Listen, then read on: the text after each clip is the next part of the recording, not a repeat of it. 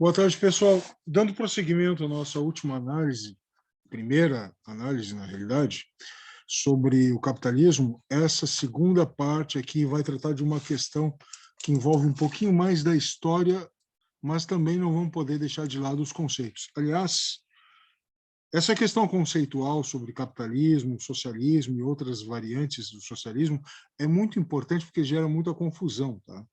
Embora isso não seja tão cobrado no vestibular, confunde muito a cabeça dos alunos, dos vestibulandos, e, portanto, volta e meia a gente tem que fazer uma parte aqui explicando isso.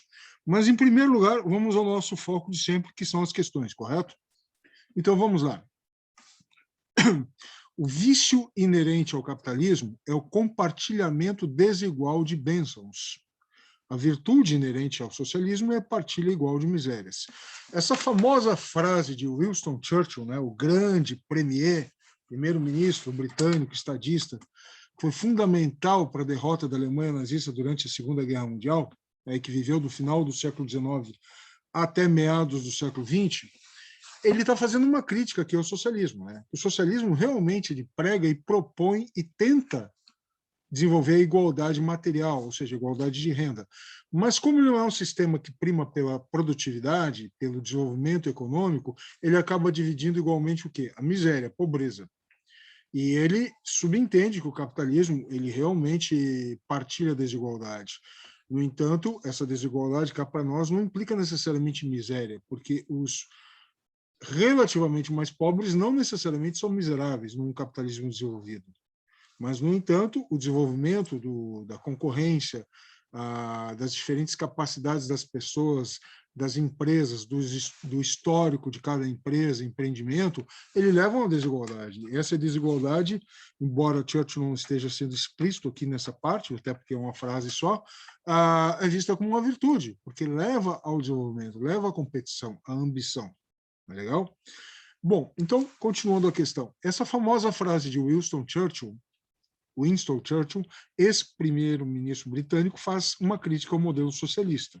Isso se dá porque, para Churchill, letra A liberdade do mercado, aqui mercado capitalista, né, traz benefícios apesar das desigualdades, enquanto que a socialização, que aqui quer dizer distribuição igualitária, dos meios de produção é qualquer coisa que sirva para produzir bens, ou seja, fazendas, indústrias, fábricas, né? Que a socialização dos meios de produção, a divisão igualitária dessas empresas, gera um empobrecimento geral da sociedade. Por quê? Porque não há mais o ímpeto por produzir mais e melhor. Né? É exatamente isso que Winston Churchill está dizendo ali na frase acima. Né? A letra B diz o seguinte: afirma que o capitalismo possui vícios. Na verdade, para Churchill, ele vê virtudes e o socialismo apenas virtudes. É exatamente o contrário. Né? Letra C. O sistema capitalista é incapaz de controlar suas contradições. Essa palavrinha contradição ela é típica de um opositor ao capitalismo, que vê, na verdade, a desigualdade ou a diferença entre classes sociais como uma contradição, porque essa produção cada vez maior do capitalismo deveria ser dividida igualmente. Então, quando tu vê essa palavra contradição, colocada numa frase para se referir ao capitalismo, pode ter certeza, se trata de uma crítica ao capitalismo. Ou seja, é escrita, é dita por alguém que é crítico ao sistema capitalista. Então, o sistema capitalista é incapaz de controlar suas contradições e deve ser abolida, quer dizer, terminada, extinta a propriedade privada. Ou seja, se tu tem uma empresa, tu tem que deixar de ter essa empresa, ela pertencer ao Estado e seus lucros, a sua produção, ser dividida igualmente entre todos. Ou seja, obviamente, tu não vai ter nenhum estímulo a ter uma empresa, a trabalhar a vida toda para isso. Por quê? Porque senão tu vai perder todo o fruto do teu trabalho. Né? Letra D. O capitalismo é uma bênção, quer dizer, uma dádiva, é um presente, né? A partir do seu compartilhamento de riqueza. Não, isso é bobagem, o capitalismo não parte desse pressuposto, né?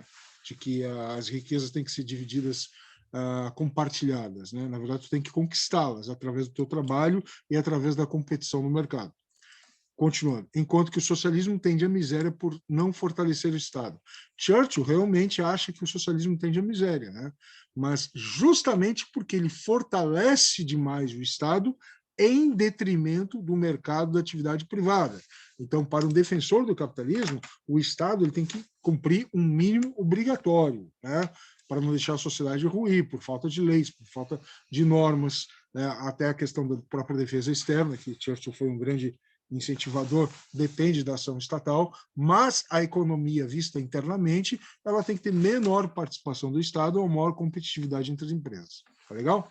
Então, fica a letra A mesmo, está bastante claro isso de acordo com o pensamento do Churchill. Agora, tem umas questõezinhas aqui, ó, que é o seguinte, né? O que é capitalismo, o que é comunismo? Quando a gente fala isso, nós estamos falando de uma teoria normativa. O que quer dizer isso? Uma teoria que propõe uma norma para a sociedade.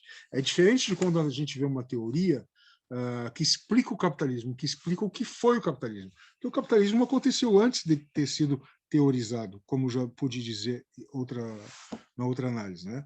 Na verdade, o socialismo ele foi teorizado para depois ser aplicado, né?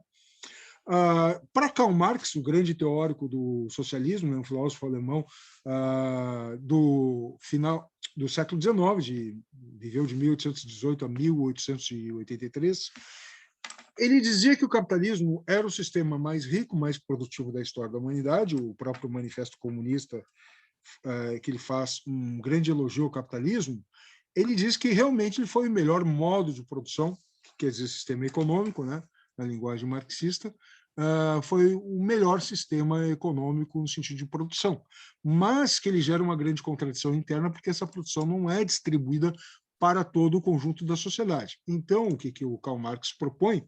Ele, na verdade, procurando desenvolver uma espécie de filosofia da história, que é um raciocínio científico evolutivo para a humanidade, para a economia, ele diz que vai chegar uma hora que vai ocorrer uma revolução, uma luta entre classes sociais, a classe que tem os meios de produção, as fábricas, as empresas, e aqueles que não têm, que são só seus empregados, que vão requerer os frutos dessa riqueza, né?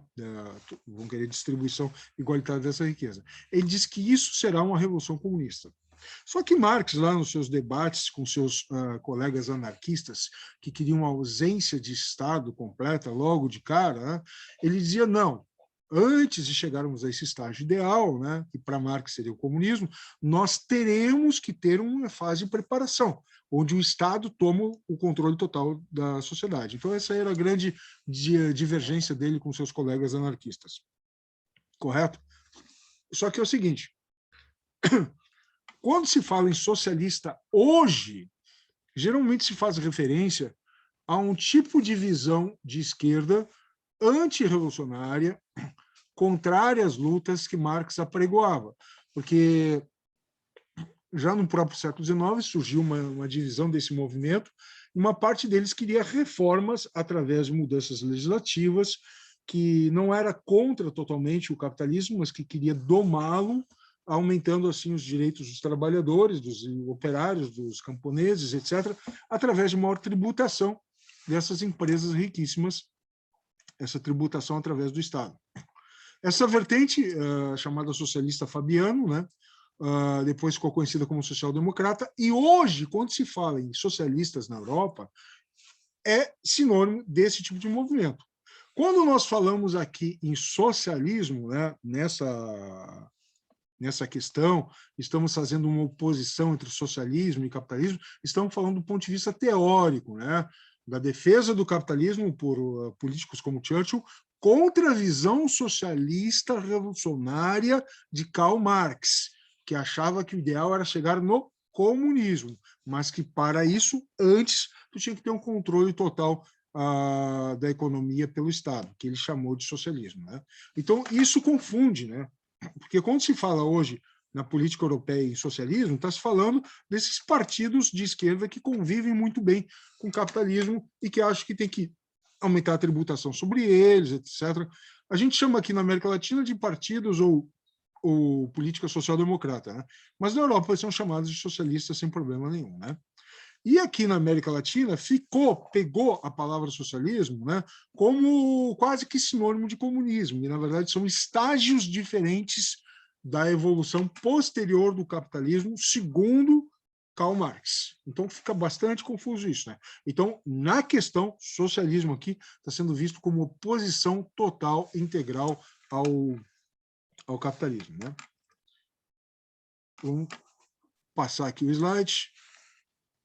Aqui nós temos uma clássica imagem das duas Coreias, né, países que tiveram em guerra logo depois da Segunda Guerra Mundial, 1950, 1953. A Coreia do Norte, veja se dá para vocês observarem o meu cursor aqui, apoiada pela China, né, e a Coreia do Sul pelos Estados Unidos. Daí foi feita uma divisão territorial e a Coreia do Norte ficou com um sistema econômico, segundo a terminologia de Karl Marx, socialista, né? Mas governado aí por um partido comunista, porque geralmente os partidos que governam sociedades que são com suas economias totalmente controladas pelo Estado se autodefinem como partidos comunistas. Ah, mas isso não tem muito a ver com a teoria do comunismo de Karl Marx. Sim, porque há uma diferença, né, entre uma teoria que propõe uma norma para a sociedade e o que realmente acontece na história. Por isso que, por exemplo, teorias sobre o capitalismo são geralmente teorias pós-facto, né? Depois que o capitalismo aconteceu, é que se teoriza em cima. E as teorias que falam sobre o comunismo e o socialismo, elas são teorias que vêm antes, e, portanto, a chance delas errarem é muito maior, né? Porque elas propunham um desenvolvimento econômico e social que realmente é muito difícil acontecer, beirando quase que a profecia. O que é compreensível quando a gente pensa no pensamento político e filosófico de um cara como Karl Marx do século XIX. Era normal cometer esses erros, até porque não se tinha a mesma metodologia científica para ciências humanas sérias adotadas hoje em dia. Então, é muito fácil, por exemplo, o cara disse isso, não aconteceu aquilo. É verdade, né? Mas então, por que eu estou mostrando esse slide aqui? Para mostrar o grande desenvolvimento capitalista ao sul, na Coreia do Sul, e o empobrecimento na Coreia do Norte, que só tem luz à noite mesmo em torno da capital, Pyongyang, em alguns pontos isolados muito fracos. Isso aqui mostra, então, um país muito pouco desenvolvido, muito ruralizado, com pouco consumo energético devido ao baixo padrão de vida da população em geral, bem diferente da situação da Coreia do Sul. Aqui, por exemplo, nessa imagem em perspectiva, a Coreia do Norte fica parecendo, na verdade, como tomada pelo mar, com apenas alguma ilha mais proeminente ali em Pyongyang, que é a capital da Coreia do Norte, né? Ah, mas a China aqui tem um partido comunista no poder, como é que está toda iluminada? Sim, mas faz muito tempo, desde a década de 70, que a China não adota mais o sistema econômico socialista de controle total da economia pelo Estado. O caso da China é um caso particular que merece uma aula, uma análise inteira para falar dele, né? Aqui, no caso, a Alemanha dividida durante a Guerra Fria, né? Ou seja, a Alemanha Oriental controlada pela União Soviética, tinha partido comunista no poder, a economia totalmente controlada pelo Estado, modelo econômico socialista na visão marxista, né? Vamos deixar claro aqui, e a Alemanha Ocidental, país capitalista, com política democrática, troca no poder através das eleições, etc. Acontece que a Alemanha Oriental tinha um enclave, esse enclave se chamava Berlim Ocidental, que era uma área de Berlim, a sua capital, controlada pelos aliados capitalistas a oeste, né? Ou seja, recursos aqui eram mandados de trem sem parar, né? E havia uma ponte aérea necessária, onde, por exemplo, aviões decolavam da Alemanha Ocidental e chegavam a Berlim Ocidental, inviabilizando o contato entre as populações aqui. Por quê? Porque os políticos comunistas, né, dirigidos aí indiretamente pela União Soviética, determinaram que não poderia haver migração. Por que não deveria haver migração do lado oriental socialista para o lado ocidental capitalista? Justamente por causa disso, né? Porque assim que foi derrubado o muro, praticamente todo mundo que pôde saiu do lado oriental socialista, que era a miséria generalizada, a pobreza dividida igualmente para todos, e foram para a desigualdade capitalista, onde a população pobre relativa em relação aos mais ricos, tinha uma qualidade de vida superior à grande maioria dos indivíduos do lado oriental do sistema socialista. Isso mostra um flagrante fracasso do sistema econômico socialista, como propunha Karl Marx, né? É isso, pessoal. Por hora, é isso a nossa análise e a gente vai para outra na próxima semana. Até mais. Tchau.